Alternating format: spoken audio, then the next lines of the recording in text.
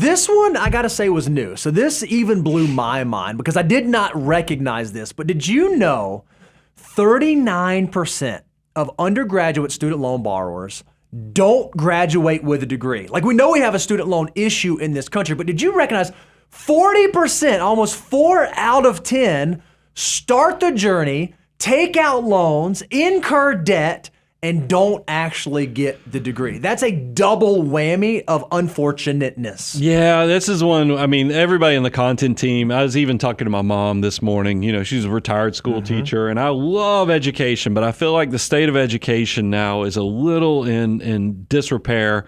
And the fact that I feel like there ought to be a truth in education disclosure for anybody and everybody, because we have these 18, 19-year-old, when you're barely, they don't even let you, you don't get to drink, you don't get to rent a car, you don't get to get a hotel room, but yet we're going to let people go and take down 6 figures worth of debt. It's crazy. On something that, you know, is sold to you in a different way. It bothers me. And what makes it even worse is to know, as you said, 4 out of 10 people who take on student loan debt, there's a good chance they might not even get the actual degree, because that's what you make this investment in yourself, because there's no better investment than an investment in yourself if you can increase your shovel, your income, and your ability to that lifetime of success.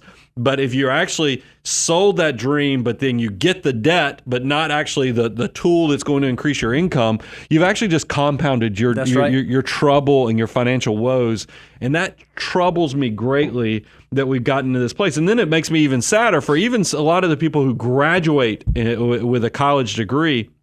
When you find out that only 27% of Americans actually work in their field of study, meaning they got the degree, but then they only 27%, so a quarter of them work in their field of study, that's sad. That means that there's still, once again, there is a disconnect from what the dream and what is being sold versus what is actually connecting and being, you know, in the real world. We gone beyond the brochure of what's actually happening in reality. We need to really have a conversation about how do we fix education. And what I think is so interesting is when you look at the flip side of that, you know, we do this annual survey of our Money Guide clients, of all the folks who we have said, hey, they've attained a certain level of success. They're the opposite of this. 73% of our clients said, hey, I actually work in a field of study. So it seems like maybe this is just correlation, not causation, but if you can make the decision to get a degree in the field of study, inside the work you want to do, there's a good chance that financial success might follow that. And yet, when they interviewed response to the survey, 44% of folks, almost half, said, I regret my field of study. Yeah. Man, if I could go back, I wouldn't have done that degree, or maybe I wouldn't have gotten that, or maybe I would have studied something else. How frustrating that one of the most expensive things they buy until they buy a home is their education, and 1 out of 2 folks say, man, I wish I would have done that. Now, I want to make sure, because we're optimists. I want to make sure we give a spoonful of sugar here to help people figure out what's the takeaway. How do we actually pay this forward so people can not make this mistake? The first thing, treat student loan debt, even though it's a noble thing to invest in yourself, debt is dangerous. So if you're using it and you're not scared to death, like chainsaw scared, then you're using it wrong. And I think that's the thing. You go beyond the noble cause that's been sold out there, and it is. Education's great. I attribute education for getting me to where we are, but just make sure that that tool of debt, you need to be very fearful and scared if you're using it. And then do a little due diligence. Be diligent about the major that you choose. You know, it's no surprise. Universities have added thousands of majors over the years, but perhaps the majors that the universities have added are not majors on which jobs are waiting for the graduates when they get there. So make sure you do some ROI calculation. Okay, do I need to pursue this degree?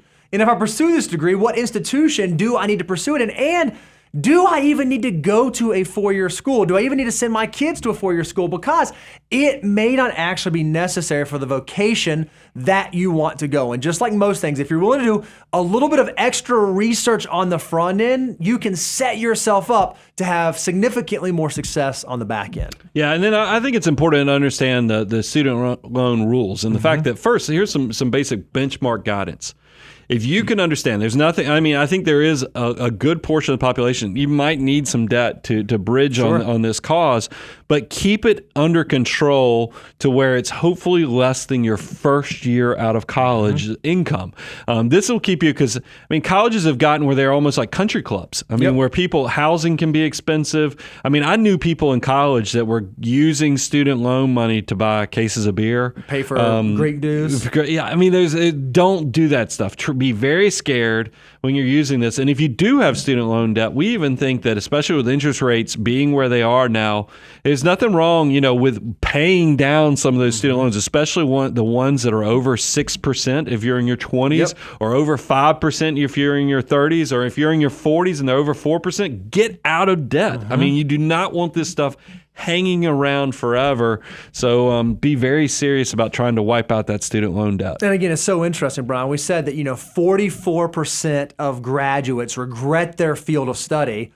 And I wonder if that goes right in line with our sixth mind-blowing money stat, that 77% of employees, again, this is a Gallup poll that was on, 77% of employees are not engaged at work. And I think what they say engaged is this is, I clock in, I clock out, but I'm not doing my best work. I'm not plugged in. I don't love it. I don't have passion for it. It's nothing more than a job. That's all it is. I take this stuff. It hits my heart a little bit, because I wake up every morning. I feel like I have purpose. I come to work, but I sit in the content meeting and I see this stat that the team found, and I was like, Bo, I know you and I like being here. Does this mean that the rest of the team, everybody show is hands, kind of like not engaged? And then I don't know if in next year's employee review, if we're just going to be like, okay, are you engaged? Or do that anonymous, survey that's not really anonymous. So, but it's, it was one of those things where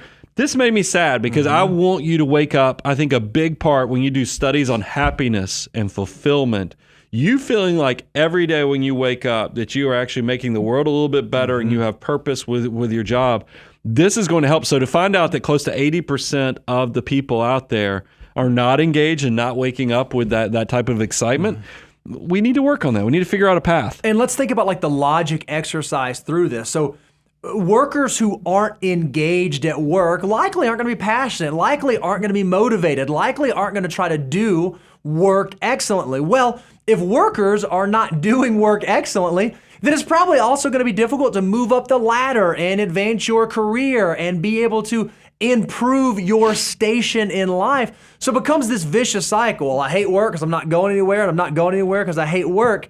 If you can figure out how to flip that, if you can figure out how to find passion and pleasure and do work well, you might be amazed that, okay, this thing that I'm doing from 9 to 5 every day, 5 days a week, or whatever your hours are, maybe it doesn't have to be miserable. Maybe it doesn't have to be something I hate. Maybe it can be something like, man, I actually enjoy this. I enjoy the journey. I enjoy what I get to do, and I get to do it incredibly well. Yeah, I want to kind of be a good mentor, because not only do we help with your finances, but we help with mindset, and the fact that I see so many midlife crises and other things, because people get into their 40s and they realize, oh my gosh, I've got kids, I got responsibilities, and I feel like I'm stuck. And if you're waking up every morning not having purpose and feeling disconnected from your job, that's a problem. So I want you, and I know this is very aspirational, but you can be deliberate with this process. Go beyond job and actually start thinking career. And, when we talk about put on your 3D glasses when you're just starting entrepreneur things or making any big life changes, there's nothing wrong right now if you wake up and you don't have purpose and you actually are chewing on your fingernails every Sunday because you don't want to go to work on Monday. I want you to start planning right now. What's my 2 to 3 year plan? And part of that plan is that 3D glasses where, hey, do the dream. I'm waking up every morning. I'm super excited. What is my skills and my talents intersect with this will not even feel like a job anymore, to the down to earth plan. That's the second D. And then the do plan, is that you make the jump and it doesn't work out. I'm just telling you, plan, and you can actually improve this. We have proof of this, Bo. Yep.